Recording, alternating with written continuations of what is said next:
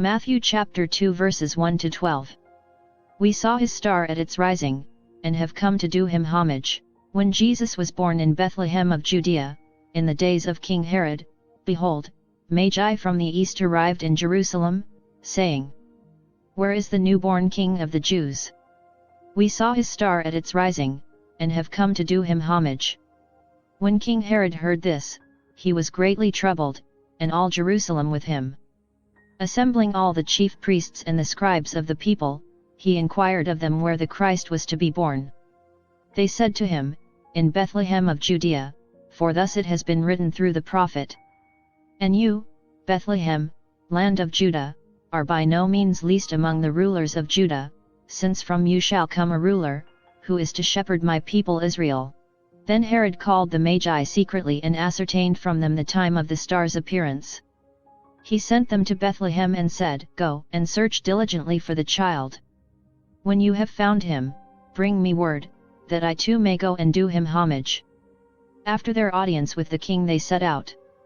And behold, the star that they had seen at its rising preceded them, until it came and stopped over the place where the child was.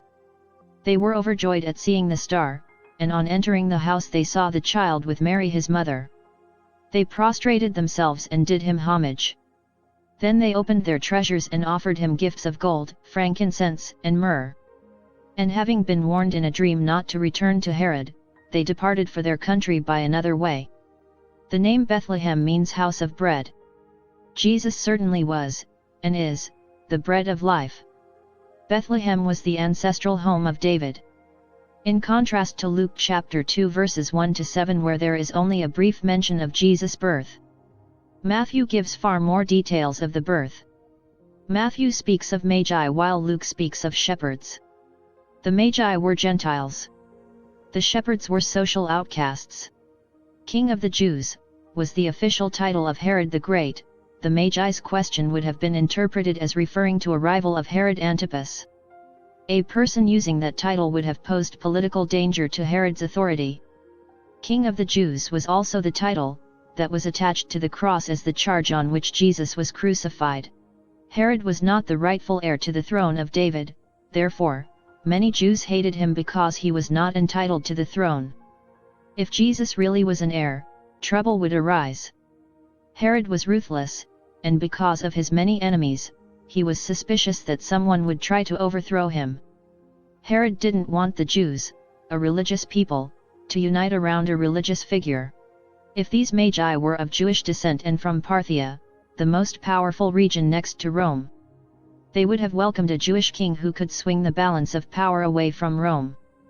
The land of Israel, far from Rome, would have been easy prey for a nation trying to gain more control. The leading priests and teachers of religious law were aware of Micah 5 verse 2 and other prophecies about the Messiah. The Magi's news troubled Herod because he knew that the Jewish people expected the Messiah to come soon. Most Jews expected the Messiah to be a great military and political leader, like Alexander the Great. Herod did not want to worship Christ, he was lying. This was a trick to get the Magi to return to him and reveal the whereabouts of the newborn king. Herod's plan was to kill Jesus. Most religious leaders believed in a literal fulfillment of all Old Testament prophecies. They believed the Messiah would be born in Bethlehem. Ironically, when Jesus was born, these same religious leaders became his greatest enemies. When the long-expected Messiah finally came, they didn't want to recognize him. After all, if they did, they would lose control of the people.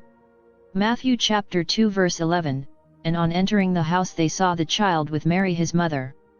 Luke chapter 2 verse 7, she wrapped him in swaddling clothes and laid him in a manger. In ancient times people kept animals in a certain portion of their homes. For some this was a lower level of a two-story home. For others it was a portion of the home set apart for animals. Whether in a manger or house, the fact remains, Jesus was born in Bethlehem. Gold, frankincense, and myrrh. These valuable gifts were clearly intended to honor Jesus, but it's possible they carried deeper theological significance as well. Gold was certainly not only a gift of wealth but a recognition of a king's importance. Frankincense, again very costly, was closely associated with temple worship and was the only incense permitted at the altar. Myrrh was a key ingredient in the mixture of spices that was used to prepare bodies for burial. Matthew tells us that as soon as the wise men departed, an angel of the Lord came to warn Joseph of Herod's anger. Joseph was instructed to seek protection in Egypt, a journey of over 100 miles. It seems likely the gifts were used to finance the family's trip to Egypt. Do not follow your heart. Follow the promptings of the Holy Spirit.